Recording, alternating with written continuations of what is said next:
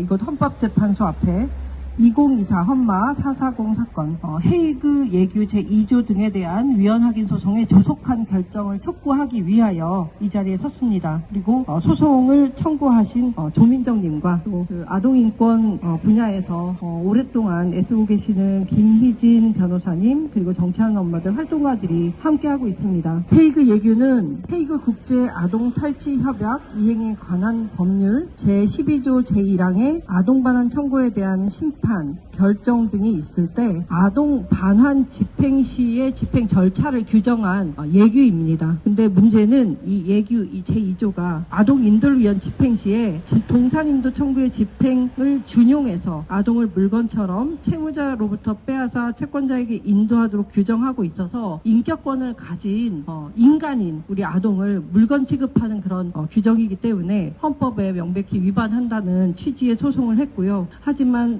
소송을 한 지 1년 6개월이 지나도록 현재는 아직 감감무소식입니다. 문제는 그 사이에도 정말 물건처럼 용역들에 의하여 납치되다시피 하고 갑자기 정말 낯설고 말도 통하지 않는 타국으로 출국하는 그런 폭력적인 상황을 겪은 피해 아동들이 늘어나고 있다는 것이고요. 그 아동 학대의 주체가 바로 대한민국 정부, 국가라는 점이 심각한 상황입니다. 지금 법무부는 이런 문제의 상황을 충분히 알면서도 제도 개선보다는 빨리 집행을 해버리고 제도 개선은 나중에 하려는 이런 정말 반인권적인 태도를 보이고 있고요. 여기에 제동을 걸고 더 이상의 피해를 막을 것은 헌법재판소밖에 없다는 그렇게 생각하고 있고 헌재의 그런 책임을 다시 한번 일깨우기 위해 헌재 앞에 왔습니다. 먼저 김희진 변호사님으로부터 헤이그 예규의 문제점 그리고 헌재가 어떻게 해야 되는지 전문가 발언 먼저 듣도록 하겠습니다. 네, 말씀해주신 대로 2024년 4월부터 시행된 헤이그 국제아동탈취협약에 따른 아동 반환 청구 사건의 집행에 관한 예규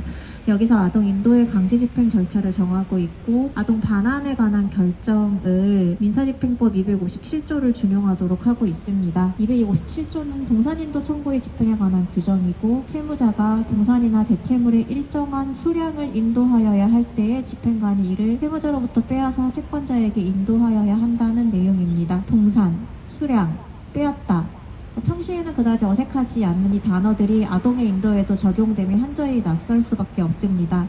채무자가 아동을 인도하여야 할 때에 집행관은 아동을 채무자로부터 빼앗아 채권자에게 인도하여야 합니다.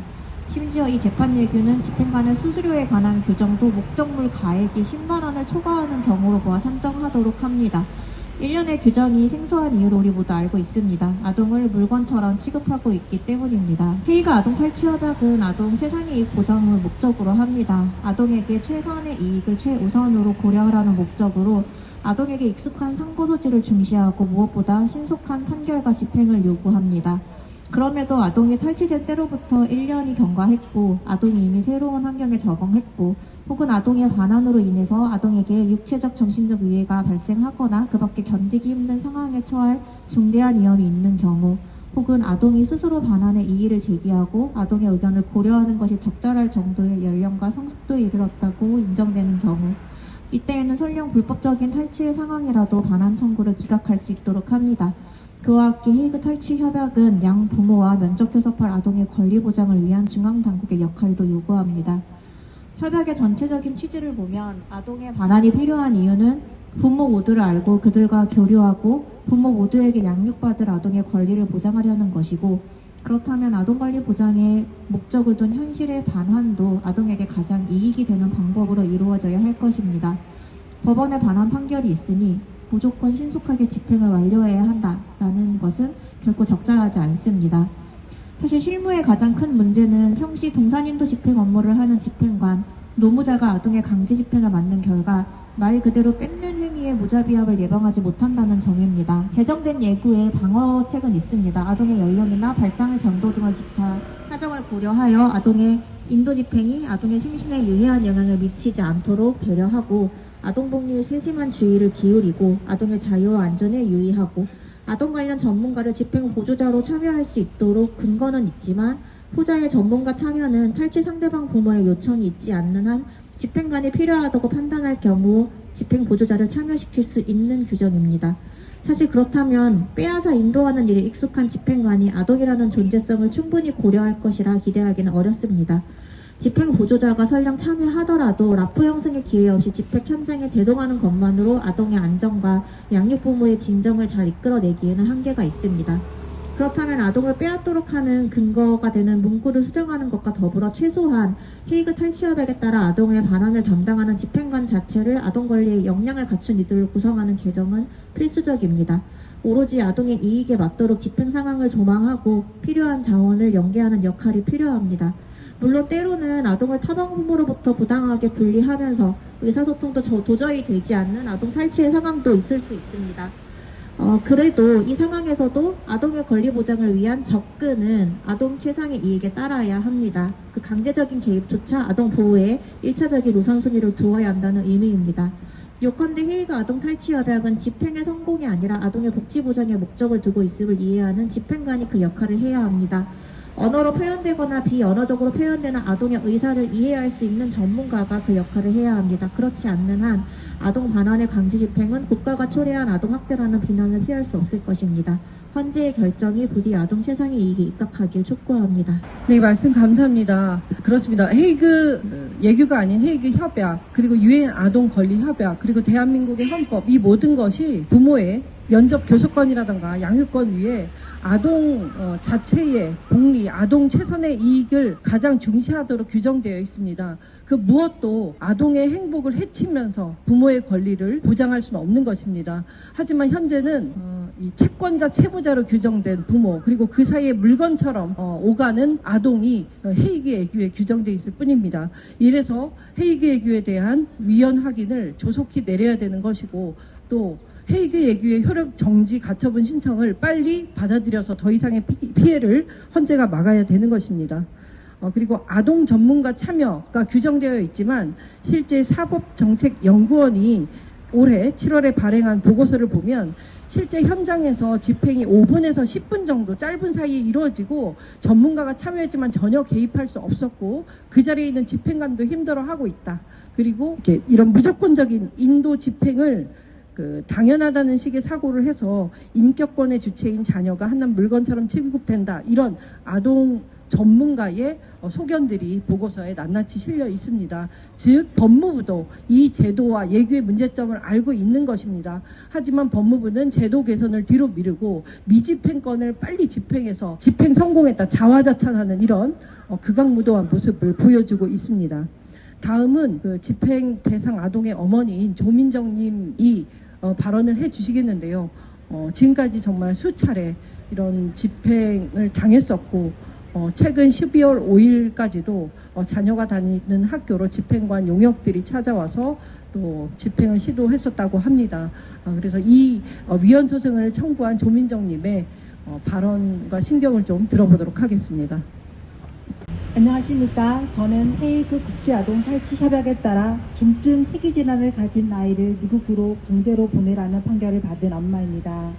오늘 저는 헤이그 아동 인도 강제 집행 예규가 왜 위헌인지, 그리고 왜 이 제도가 아동의 복리를 정면으로 침해하고 있는지를 말씀드리기 위해 이 자리에 섰습니다. 먼저 많은 분들께서 헤이그 국제아동 탈취 협약이라는 말을 처음 들어보셨을 것입니다. 이 협약은 1980년에 만들어진 국제협약입니다. 본래의 취지는 분명했습니다. 비양육자인 부모, 주로 아버지가 아이를 데리고 다른 나라로 이동함으로써 아이의 생활 기반이 무너지고 주 양육자인 어머니와 강제로 분리되는 일을 막기 위해 만들어진 협약이었습니다. 즉, 아이를 보호하기 위한 협약이었습니다. 하지만 지금 한국에서 이 협약은 그 본래의 취지와는 전혀 다른 방식으로 운영되고 있습니다. 가정폭력을 피해 아이를 보호하기 위해 본국으로 돌아온 어머니들이 오히려 이 협약의 적용 대상이 되고 있습니다. 한국 법원은 이렇게 말합니다. 아이를 반환한 뒤 외국에서 양육권 재판을 하면 된다고 말입니다. 그러나 이는 현실을 전혀 반영하지 않은 말입니다. 현실에서는 아이를 아버지의 나라로 반환하는 순간 그 나라에서는 어머니를 아이를 납치한 사람으로 규정하고 어머니의 양육권은 박탈됩니다. 아이를 다시 만나는 것조차 어려워집니다. 제 아이는 태어나서 지금껏 엄마 품에서 자란 한국어만 사용하며 한국 문화 속에서 자라온 영어를 전혀 할 줄 모르는 아이입니다. 게다가 제 아이는 선천적인 희귀질환과 장애를 가지고 있어 정기적이고 지속적인 치료, 무엇보다도 익숙한 환경에서의 세심한 돌봄이 생명 유지를 위해 반드시 필요한 아이입니다. 그럼에도 불구하고 서울가정법원은 아이의 건강 상태, 반환 시 아이가 겪게 될 위험, 아이의 의사를 단 한 번도 실질적으로 들여다보지 않았습니다. 법원은 중증 희귀질환이 명시된 진단서조차 제대로 검토하지 않은 채 아이의 건강에 중대한 문제가 없다는 잘못된 전제를 두고 판단했습니다. 헤이그 협약에는 분명히 아동이 반환될 경우 중대한 신체적, 정신적 위험에 처할 우려가 있을 때에는 반환은 해서는 안 된다는 명확한 예외 조항, 즉 제13조 B항이 존재합니다. 그러나 법원은 이 예외 조항을 사실상 무력화한 채 오직 형식적으로 상고소가 왜곡이었다는 이유만으로 제 아이의 반환을 명령했습니다. 이 결정은 아이의 삶을 기준으로 한 판단이 아니었습니다. 아동의 복리도, 건강도, 안전도 단 한 번도 실질적으로 고려되지 않았습니다. 그런데 더 심각한 문제, 반환 판결보다 더 참혹한 것은 그 판결이 아동에게 가해지는 방식입니다. 2024년 4월부터 시행된 이른바 헤이그 아동인도 강제 집행 예규 이후 아동 반환 결정은 아이의 몸과 마음을 직접 겨냥하는 폭력적 집행으로 이루어지고 있습니다. 실제 집행 현장에서는 아동의 의사나 공포, 울음과 저항은 전혀 고려되지 않습니다. 아이들은 갑작스럽게 낯선 어른들에게 둘러싸이고 울부짖는 아이를 강제로 끌어내어 마치 물건을 인도하듯 집행이 이루어지고 있습니다. 사설 용력이 동원되고 아이 눈앞에서 주 양육자에 대한 제약과 폭력이 행사되며 아이가 가장 안전해야 할 공간인 학교와 집이 순식간에 공포와 혼란의 현장으로 바뀝니다. 이 과정에서 아이들은 보호받지 못합니다. 국가는 아이를 보호하는 것이 아닌 아이에게 가장 큰 공포의 주체가 되어버렸습니다. 이것이 과연 아동을 위한 반환입니까? 이것이 과연 국제협약이 말하는 아동의 최선의 이익입니까? 지금 한국에서 벌어지고 있는 헤이그 아동 반환 강제 집행은 아동을 권리의 주체가 아닌 집행의 대상, 이동해야 할 물건으로 취급하는 국가 폭력입니다. 그런데 아이를 데려가겠다고 주장하는 아버지는 지난 6년 넘는 시간 동안 단 한 번도 아이를 만나기 위해 한국에 온 적이 없습니다. 전화통화조차 거부하며 아이와의 직접적인 연락을 스스로 끊어왔습니다. 아이를 만나지도 돌보지도 않으면서 지속적으로 미국 국무부를 통해 한국 법무부에 아이를 내놓으라고 압박하고 있습니다. 그리고 한국의 국가기관은 이 아버지의 요구에 따라 사설 용력까지 동원한 강제 집행을 시도하고 있습니다. 이것이 과연 아동을 위한 절차이자 아동의 복리를 위한 국가의 역할입니까? 불과 열흘 전인 12월 5일 제 아이가 다니는 초등학교의 강제 집행을 위해 10여 명의 사람들이 갑자기 들이닥쳤습니다. 평화롭게 수업이 진행되던 학교에 법무부 검사와 집행관이 나타났고 그들은 사설 용력 6명을 대동한 채 교내로 들어왔습니다. 그 순간 학교의 교육활동은 중단되었습니다. 아이들이 가장 안전해야 할 학교를 언제든지 공포와 혼란의 현장으로 바꿀 수 있는 위험한 상황이었습니다. 이 사설 용력들은 아동인도 집행에 참여할 어떠한 법적 근거도 없습니다. 그럼에도 법무부는 물건을 압수, 인도할 때 쓰는 방식과 논리를 그대로 가져와 아이를 데려가는 현장에 사설 용력까지 동원했습니다. 아동을 대상으로 한 강제 집행에 사설 용력을 참여시키는 법무부의 행위는 국제 기준에서도 인권의 관점에서도 명백히 후진적이고 위험한 방식입니다. 아이를 물건처럼 끌어내라고 쓰여있지 않습니다. 사설 용력을 동원하라고 쓰여있지 않습니다. 장애 아동이라고 외에는 없다고 쓰여있지 않습니다. 오히려 협약은 분명히 말합니다. 아이에게 중대한 위험이 있는 경우 반환해서는 안 된다. 아동의 복리가 최우선이다. 국제사회도 이미 알고 있습니다. UN 아동권리위원회는 심각한 질환을 가진 아이를 헤이그 협약을 이유로 반환시킨 판결에 대해 명백한 인권 침해라고 결정했습니다. 호주, 캐나다, 미국 등 여러 국가에서는 장애 아동, 장기 정착 아동, 가정폭력 피해 아동의 경우 반환을 거부하거나 집행을 중단하는 제도를 이미 마련했습니다. 그런데 왜 한국만 아이를 보호해야 할 국가가 아이를 국가 권력으로 강제로 송출시키고 있습니까? 저는 오늘 묻고 싶습니다. 헌법은 누구를 보호하기 위해 존재합니까? 외교적 체면을 위해 아이를 희생시키는 것이 헌법입니까?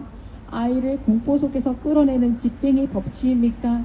저는 오늘 헌법재판소에 요구합니다. 헤이그 아동인도 강제집행 예규는 아동의 인격권, 생명권, 행복추구권을 침해합니다. 헌법이 보장한 아동의 존엄을 정면으로 부정합니다. 아이는 물건이 아닙니다. 집행 대상이 아닙니다. 외교 성과의 수단이 아닙니다.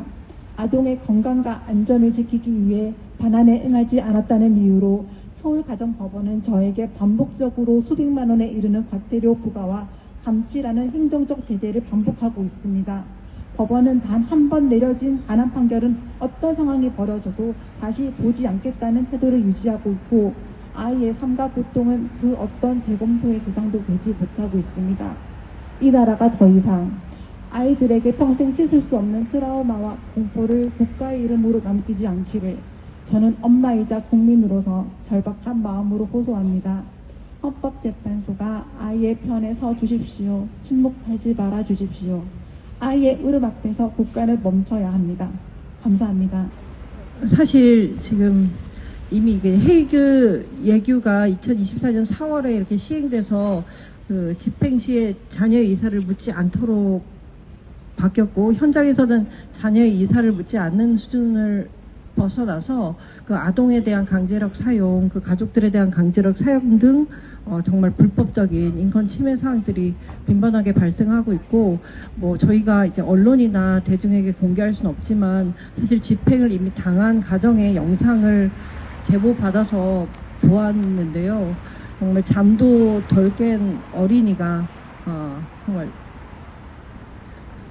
아침에 평화로운 가정의 엄마와 외할아버지와 있는 상황에서 용역들이 벼락처럼 몰아치고 그 아동을 들쳐업고 외할아버지와 엄마가 용역 직원들에 대해서 폭력적으로 제압당하는 모습을 보고 엘리베이터에 있던 그 미국인 아빠와 할머니 할아버지 품에 안겨서 울면서 그 바로 이제 뭐 이후에는 인천공항으로 가서 출국을 했다 이렇게 그 다음 이제 그 절차에 대해서 들었는데요.